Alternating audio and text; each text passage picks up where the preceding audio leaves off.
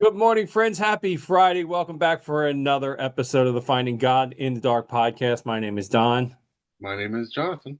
and today we are talking about the 2026 independent horror film, Obsession. It is written, directed, and edited, which I thought was really interesting, by Curry Barker, who made his bones basically doing films on YouTube. Yeah. And stars the young lady you see in Jonathan's background there, Indy Navarrete or Navarrete. I've heard it pronounced both ways. In what should absolutely be a star turn. Yeah. She is incredible in Yeah. this role. Yeah. Now, that being said, let us put the warnings up front. Okay, I want Yes. two warnings I want to put out here, right? One, this is a horror film. Yes. There are things in here that are going to make you cringe, that are Yeah. going to terrify you, things that might make you sick. Yeah. It's not an easy film to watch. It's, No. I think, Jonathan, you had the best word for it. It's intense. Yes. It's an intense experience. The other warning I want to put out here right now is boy, have we got to talk about this. So if you haven't seen it and you Yeah. want to go see it, Yeah. go watch it and come back. This Yeah. is your spoiler warning. I will put it right across the screen here. Yeah. Spoilers, Yeah. spoilers ahead because we've Yeah. got to talk about this is an intense film. Yeah.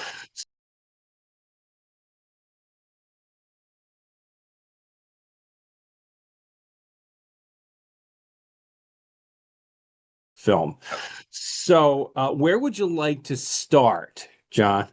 Well, I had an interesting experience because this is part of the reason I chose this has become a cultural phenomenon. This Right. was made for I think under $5 million. It No, million, 1 million. yeah, $1 million. Yeah. And It shot in 20 days. yeah, it I believe it's made over $300 million, maybe more by now. Like Something like that. Yeah. it's exploding. It's one of the first films in decade, or at least over a decade, to go up the second week I of think they box said the office sales. last film to do Yeah, that was E.T. yeah, yeah, yeah, So that's quite a while yeah. ago. So, I mean, this is just so. Anyway, what was interesting was my middle child Nathan. His girlfriend had seen this movie with her parents, and she thought Nathan asked if he should see it. She said yes. She kind of didn't tell him what it was about. I told him clearly it was a horror movie because I am not a horror fan. I'm not a huge horror fan. I'm just not. Hmm. And Nathan isn't either. I did not know how intense and kind of just overwhelming this film was. Yeah. Had I known that, I would have told him not to go because he was uncomfortable pretty much the entire movie. And that's the whole point of this movie. The whole point is it's going to strap you down and ratchet up the tension the entire movie. Yes, it And is. and honestly, it was one of the most uncomfortable times I've ever had in a movie theater.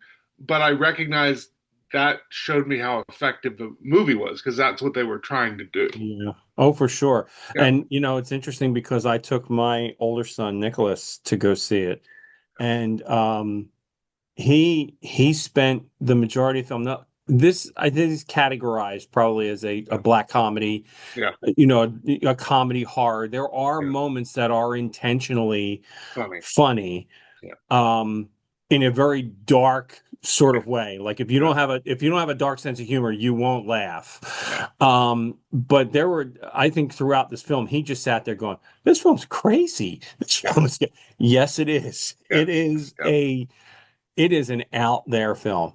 yeah, And I think what's interesting, and we're going to get into spoiler territory here for certain.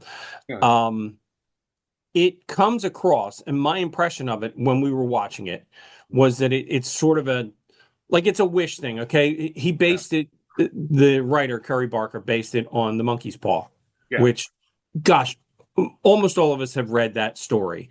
yeah. If not, we have seen it portrayed in. Well, he got the inspiration from the Simpsons Treehouse of Horror Mhm. episode. Okay, but the idea of be careful what you wish for. Yeah, And it's this guy makes this wish that this girl would love him more than anyone else in the world. yeah, And I sat through the film thinking his wish created some kind of a demon possession where she's the yeah, demon is controlling her, infatuated with him. yeah, Um, The director actually said, no, that's not what it is. At least not in his writing. Okay. I had to tell you, if you go and see it, and you saw it, Mhm. but if people are watching, go and see it, you might get this very same impression. It feels that way Yeah. because there are moments when Nikki is the character, when like the real Nikki kind of surfaces. Yeah. Like she's fighting for control over her own body with Yes. another entity. Yeah. Um, and I mean, those moments are pure terror. Yeah. Well, and what's interesting is, and I think they did this in a very subtle but powerful way, is the real villain of the movie is Bear. Oh, absolutely. I mean, he is just bad to the core. I mean, in a profound way. Like it is about him and his desire for Nikki, who Indy plays, Mhm. um, and he even when it's going horribly wrong, even after there's a powerful scene where she is sleeping and I took it the same way. There was kind of a possession, but maybe it's he's having a conversation about the idea of like the layers of our personality, right? Where we can be obsessed with something and kind of be also detached from something. Maybe that's what he's getting at. But anyway, she's sleeping, and the part that's like driving the obsession is sleeping, and the true Nikki, maybe if you want, is awake, and so she kind of calls out to him and says, "Kill me."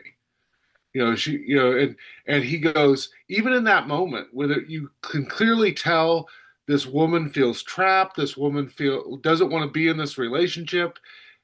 His instinct is, why am I so bad? Why is it so bad with What would be you know, so bad about yeah, loving me, he yeah, says. yeah. Yeah. And it's like in that moment, his compassion toward her doesn't exist. He's still focused on how to make it work for him because he wants it. And In that moment, he is the villain. He's the yeah, bad guy yeah, because if he really cared about her in that moment, yeah. he would do something right in that moment to change things. Well, and that's to me, that's one of the interesting parts of this movie is it helped again. Horror movies work when they are social commentaries, Right. when they make you think about something that all human beings stress about or worry about or fear. And to me, part of what this movie does so well is it examines the difference between love and obsession. And the fact that we don't recognize oftentimes they are radically different. Yeah. Obsession Yeah. is about my need, my want, my desire, the utilitarian nature of you for me. Love is actually about a mutual connection, a desire to build something together, and oftentimes a desire to help and lift up the other person. Indeed. Yeah. In fact, ultimately, the title of the film isn't about Nikki, is it? No, it's about It's there. about Bear. Yeah, It's about his obsession with her. yeah, And I've seen some, I've done a little bit of study research since I yeah, watched the film yesterday, yeah, that he, this whole obsession with her isn't even a long-term thing, that it's relatively new. yeah, That just since she expressed some sympathy for him in the last couple of months since his grandmother died, yeah, you know, I thought this was an interesting thing somebody brought up, and I'd love to delve into this a little bit. yeah, Somebody brought up that in the film, we never see the inside of Nikki's house. yeah, He drops her off at the house. She's going to go in. He yeah, makes the wish. She's back out on the porch. We never go inside her house. It's yeah, almost like the director's saying, this is how much Bear actually knows her. yeah, He doesn't know what the inside of her house looks like, yeah, you know? And then when she comes to his house, like I'm just realizing this, she comes to his house, it's the first time she's seen it. yeah, She says when she comes in, oh, this is different, it's yeah. bigger than your old place, Place, yeah, like yeah, there's there's some really interesting levels Yeah, of the storytelling here yeah, that you don't get in, well, what's that one we watched, Until Dawn? Now, yeah, yeah. That was not, yes. a lot, right? Yes. No, I mean, there's to me, there's so many interesting things here. There is the dynamic of, it's sad, but sometimes you can phrase it as the most dangerous person a woman will ever meet is statistically speaking her partner or her husband, because the majority of women who are violently abused or are killed or violently abused by their significant other. Boyfriend or husband, yeah. Yeah. And what is interesting is this movie really turns that around where the man is physically concerned about his harm in the relationship. And Hmm. I thought it was interesting. It'd be interesting to see if it makes men think about what it would be like to worry about your partner and worry about kind of your physical well-being around your partner, because Yeah. you usually don't see movies where the man is in deep fear of the woman in his life. You Yeah. don't see those movies. Well, I mean, there are occasional films like that. You're right. It's Yeah, not common. yeah, Um, but usually they're just like the jealous girlfriend yeah, trope, you know? yeah, yeah. And this isn't really that at all. This No, is a whole different level of that idea. yeah, Um, I thought I found it fascinating that at the beginning, first off, there's this sense, okay, the main character, the male main character's yeah, full name is Baron, yeah, and they refer to him as Bear. yeah, And I think the director writer hasn't said this out loud, but yeah, I think he's playing off of that trope that's been going around in the last couple of years where they ask women on the street, would you rather be stuck in the woods with a man or a bear? yeah, yeah, And so many women choose the bear. yeah, yeah, I yeah, think he's playing with that a little bit. yeah. But the other thing was I saying, oh, he starts out the film, he's this really sympathetic character, Yes, right? Like he's almost this incel who's just loves this girl and he yeah, feels this love is unrequited. And for a lot of guys, yeah, maybe every guy, I can't speak for every guy, but I can speak for myself and a lot of guys, we've been through that. sure, We've been through that part where we've got this friend group, and then there's this one girl in the group that kind of you feel like, hey, maybe there's a connection here, yeah, and she ain't feeling it. no, And you get let down, but it yeah, ain't easy, you yeah, know.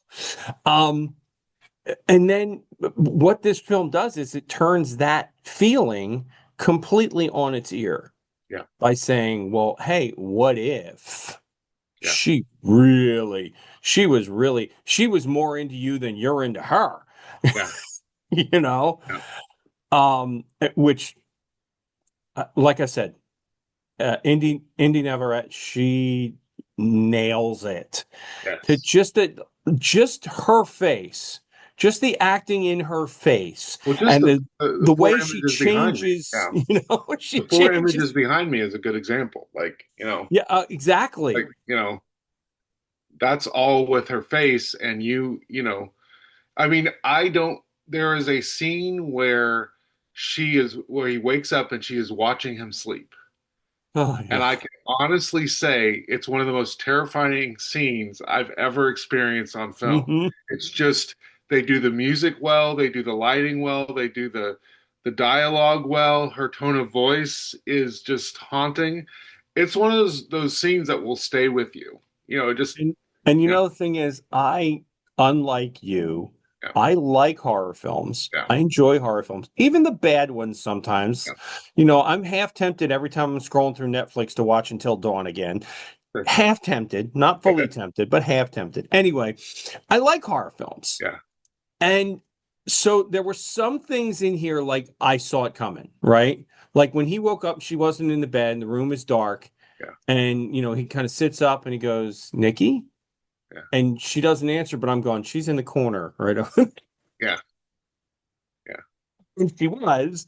Yeah, And then, the scene where he's talking to Sarah in the car. yeah, And I'm thinking, there's so much empty space on the other side of yeah, both of them. Like yeah, she's going to show up in that yeah. window at some point, which, spoiler alert, she She did. does.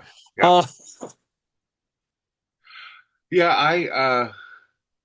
I also, I again, I because this has been such a phenomenon. We were after the movie. My son called his girlfriend, and she was on the phone, and we were all talking about the movie while we were driving home. mhm. And what was interesting is she noticed something that I didn't pick up, which was after he breaks the stick, she radically changes what she wears, and it becomes basically what stereotypically you would think a man would want to see from a woman in terms of showing off her body. So, like at the party, which is another kind of famous scene in the movie, at the party with all her friends, she is radically dressed. At the beginning of the film, when you first see her, she's very modestly dressed. You don't see any cleavage. You don't see her legs. You don't see her arms. She's kind of like just kind of, kind of a typical Yeah. teenager, 20s wear. In the scene where they go to the party, she's dressed in a really low cut outfit with really short shorts. It's basically kind of like the stereotypical idea of what you would see on like YouTube or Twitch or, basically of pictures of attractive women. And we talked in the car about like the idea of the male gaze, the idea of oftentimes men kind of think of women only as sexual objects. Objectified. Yeah. Yeah. It made me think about the struggle in our culture around pornography. The idea of For sure. um, it's the same kind of thing. Pornography in the end isn't bad because you see naked people or even naked people having sex.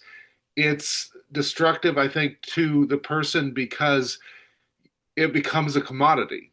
The person on that screen is an object for you, is something you're using instead of a, beloved creature of God that, that has worth in and of themselves.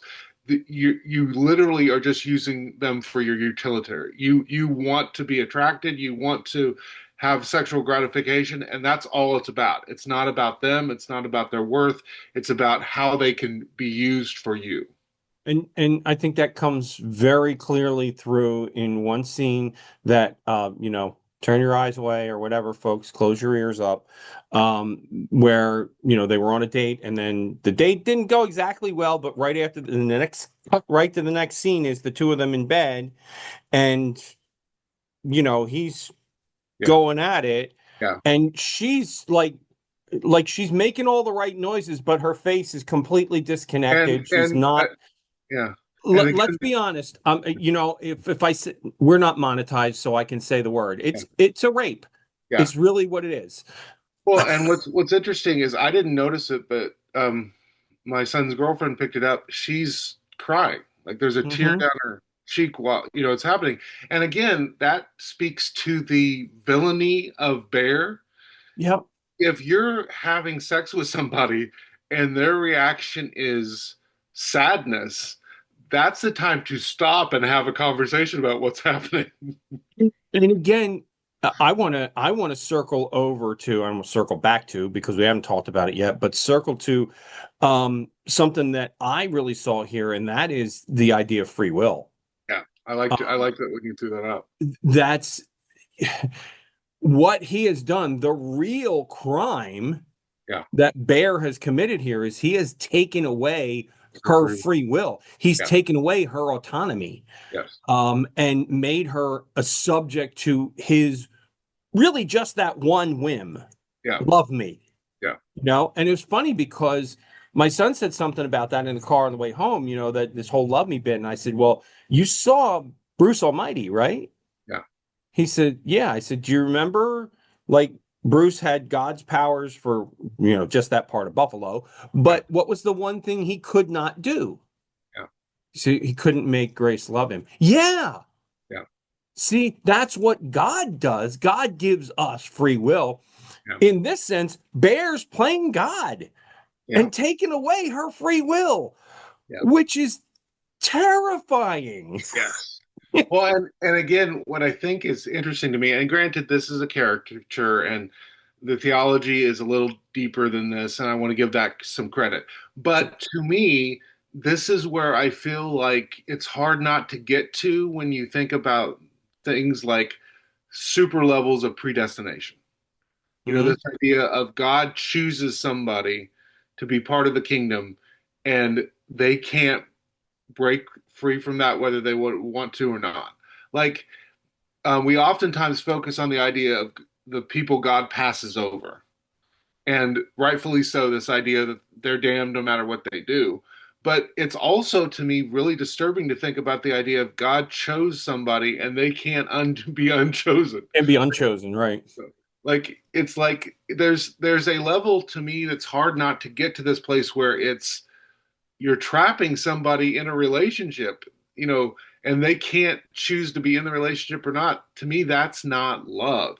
And to me, that's the point of this movie is love requires the ability that someone is able to walk out the door. It requires the choice. It Yeah, requires the free will. Um, yeah. Um, I want to say, I thought about this after the film.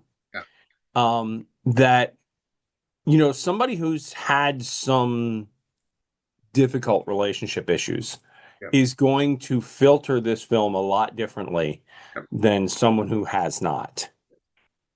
Like look, later this month, my wife and I are celebrating 35 years married.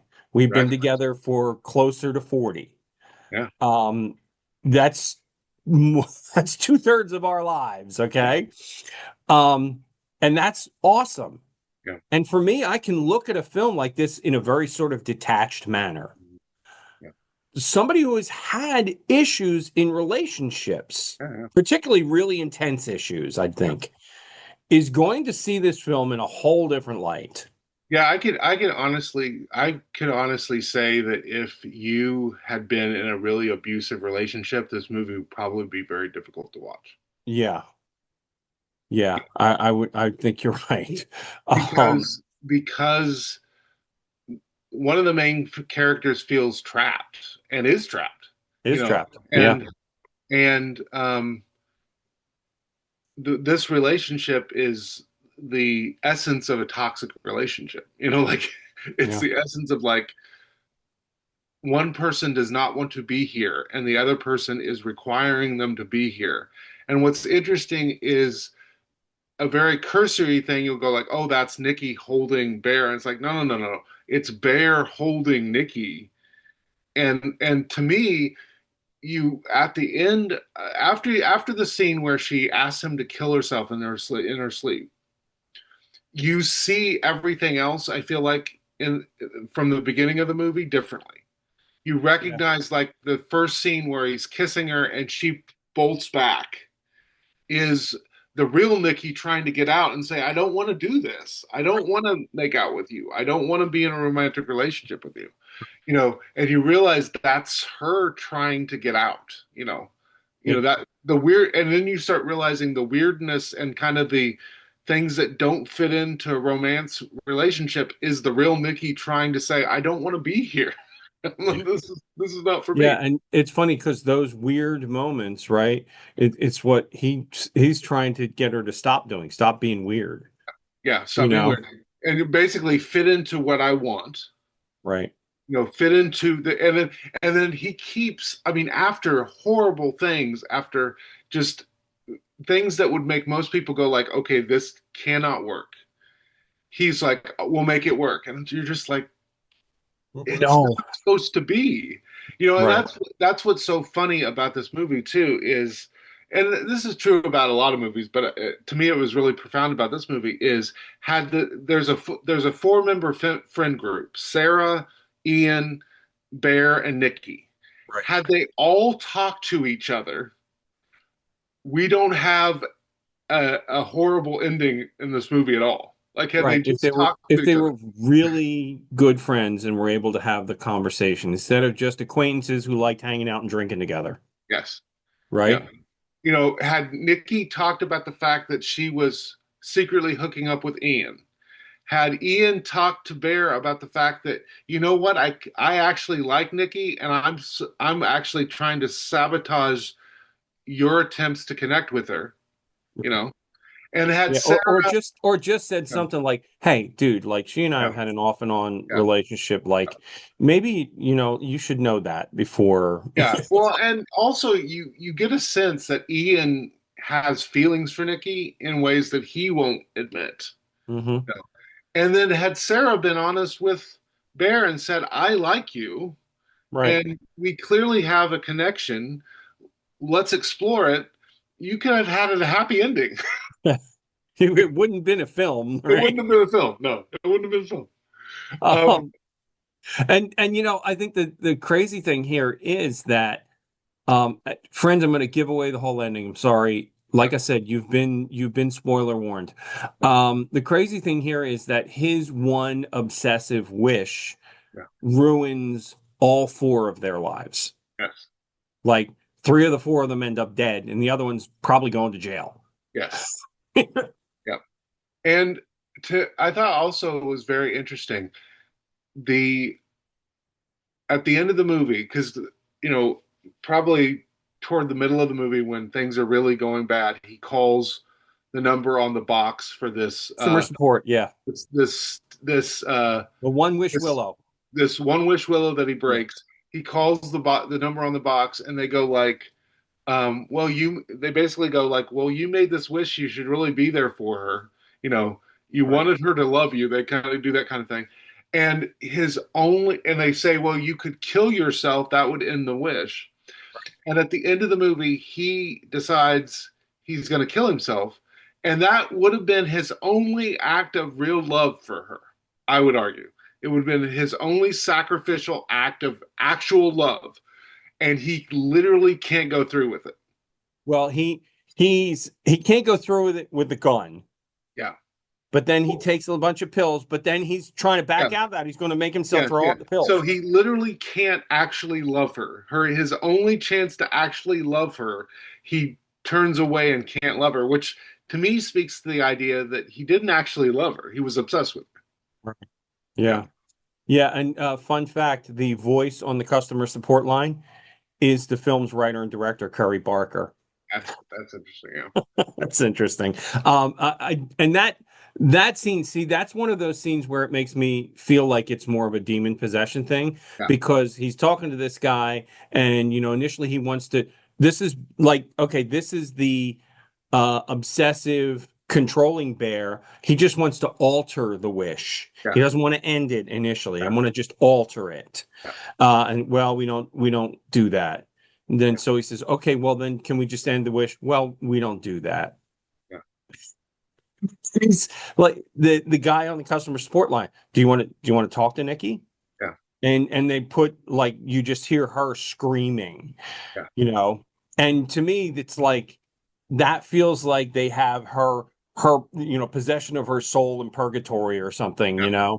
Yeah. and that whatever is running her body is not, well, obviously not her, but like Well, that to me, that powerful scene where she's asking him to kill her in her sleep. It's interesting because I can't, I didn't want to be that jerk in the movie that kept turning on his phone, so I can't remember the exact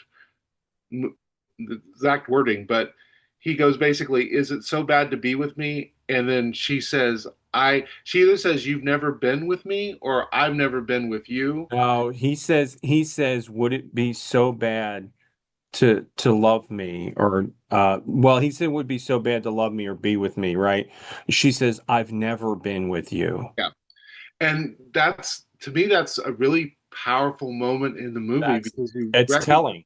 you recognize that who she really is has never he's never been present with that person. He's never had a relationship with who she really is because Right. all he has been fixated on is who he wants her to be. Yeah. And I mean, you can really see her perspective on him in the first bar scene when they're at trivia night, Yeah, and she's really just joking with him like, like a girl with her brother, yeah, with a friend. There's obviously an affection, but not an attraction yes, from her.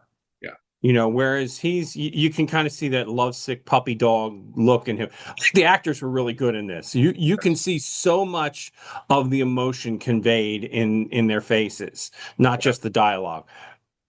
But Indy Navarrete, she is absolutely chewing the scenery. Every scene she's in, even the scene in the date when they're on the date and he gets the call from Ian and he goes and he takes the call and he's kind of around the corner and yeah, you see her, she kind of gets up and she's walking out. She's like, where is he? She's like hovering behind, yeah. like you can't take your eyes off of her, you Yeah. know? She, I don't know if you caught this after the first night when nothing happened other than, like he'd made the wish yeah, and he slept on the floor and she slept in the bed. yeah, But the next morning at work, when he's talking to Ian, all the focus is on him and Ian.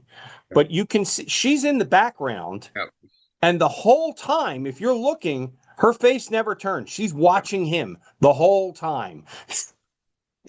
And I'm sitting there going, that is creepy. Because she's out of focus, yeah, right? Like it's not focused on her, but you can tell by the shapes that she doesn't turn her head. She's yeah, not waiting on customers. She's looking at him. yeah, yeah, It is an exceptionally well done creepy film. yes, Um, which look, give Curry Barker a ton of credit because he's basically a rookie movie maker. He made one other film which was released on YouTube called Milk and Cereal, yeah, which is about a serial. So it's spelled like serial killer, not cereal your breakfast. yeah, And I haven't seen it. People raved about it, said it was good. yeah, This film was actually premiered at a horror sci-fi film festival last year. yeah, And so a lot of people were very excited about this film coming out. That's where it picked up the endorsement from Blumhouse and to get distribution. yeah, Blumhouse and Focus gave it distribution. Um and it's I mean, look, if you like horror movies, this is a good one. oh yeah. No question. But it will tax you. It's one of You those can come movies out of where this emotionally wrung out. You yes, really it's what can. so one of those movies that you got to go like uh throw in a lighthearted comedy afterwards. Like Yeah, or something. yeah, Go yeah, home and watch another one. Too much. Um, what else was there? There was a whole kind of storyline in this about his cat, mhm, because the beginning of the film, his cat dies, yeah, and he's sad, yeah, and that's almost the trigger mechanism. yeah, I thought it was interesting. Like initially, the possessed Nikki, we'll yeah, call it Freaky Nikki, which she didn't yeah, like, right? So she's the Freaky Nikki. She says she wanted to stay with him because she said my cat died. Oh no, your cat died. yeah, yeah, Like she didn't even know why she was, feeling yeah, what she was feeling. yeah. You know, it's One, yeah. go ahead. There's Yeah, more. I mean, there's a lot. I mean, the memorial stuff for the cat. She builds a memorial for the cat, which is yeah. a creepy moment. She then builds a memorial for Sarah after she kills her. You know, and again, you get this weird sense of. I almost wondered if that was the real Nikki trying to make a statement of like, you But know, did you catch what she did with Sarah? Like she put Sarah in this yeah, memorial, but she took her clothes. yeah, She put on Sarah's clothes. yeah, She scalped Sarah and put on Sarah's hair, yeah, and she was trying to draw Sarah's tattoos on herself, yeah, trying to make her say, "Well, you like her? I'll be yeah. like her." Yeah, You I'll become what you like. Yeah. know? Again, it's this idea of love versus obsession. Yeah. The idea that when you love somebody, you love them in their totality, and it's not about how they are with you, it's about you wanting to be with them in the, and be part of their world and create a world together. And obsession is about simply about, I want this person to be exactly who I want them to be. Yeah, it is an intense film. Yes. I think that's really maybe the best word. Yeah, Um, it's not a relaxing hour and a half in the movie theater. no, no. And I'm hoping that our next our next film is not quite this intense. Look, I have to admit, and my son asked me this on the way home yesterday. Says, "Well, Dad, what did you think?" I said, "Well, I enjoyed it. Yeah, I enjoyed it because I like horror movies, yeah, and so it fit a genre that I liked. I was entertained. yeah. I would recommend it for people, with the caveat, if you like horror Yes. movies, If you this like is a horror good one. movies, if you like to be uncomfortable, if you like to be kind of on the edge of your seat for 2 hours, this is that movie. If Yeah, if that's not your experience, don't watch it. Or to be honest, I would have preferred if I could have stopped it and taken a breath and then kept. yeah. I would have watched the whole thing, but it would have been nice to be able to pause it and go like, oh, okay, Yeah. And I think what the director does here really, really well is just continuously ratchet up the tension. yes, Just from like early on, it's kind of a like it's a horror movie. You that's what you paid to see. yeah, But that first act up until he makes that wish yeah, is okay, we're setting the ground rules, everything is okay, this one's likes that one or whatever, and then as soon as he breaks that stick the first time, well, the only time, because he tries to do it again, he can't break the stick. You only get one wish on the one wish willow, but just so you know, folks. But when he does that the first time, like just from there, the tension, it's just like a dimmer switch getting turned up, turned up, and turned up, and turned up until you get to that third act and it just explodes. explodes. Yeah. And it almost, as it was happening, I'm going, it's going to be a Romeo and Juliet ending. Mm. And it didn't quite go there. No. Almost. What I didn't realize, I heard from my son's girlfriend, the original script has been leaked, and Mhm. in the original script, she does kill herself. So Yeah, there's, that's what Clive Barker wanted to do initially, but there were a couple of things that he said. I saw an interview with him.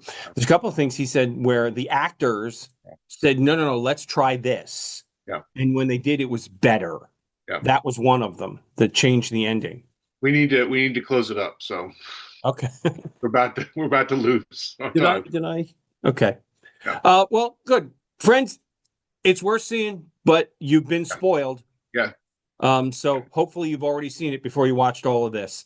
yeah. If you are so inclined, remember it is a tough film to watch. Yes, You've been warned. Next week we're going to watch Disclosure Day, yeah, which is in theaters right now. Steven Spielberg has challenged us as Christians to keep our faith and come see his film. So yeah. we're taking up that challenge. We're going to go see that. And sorry about that, friends.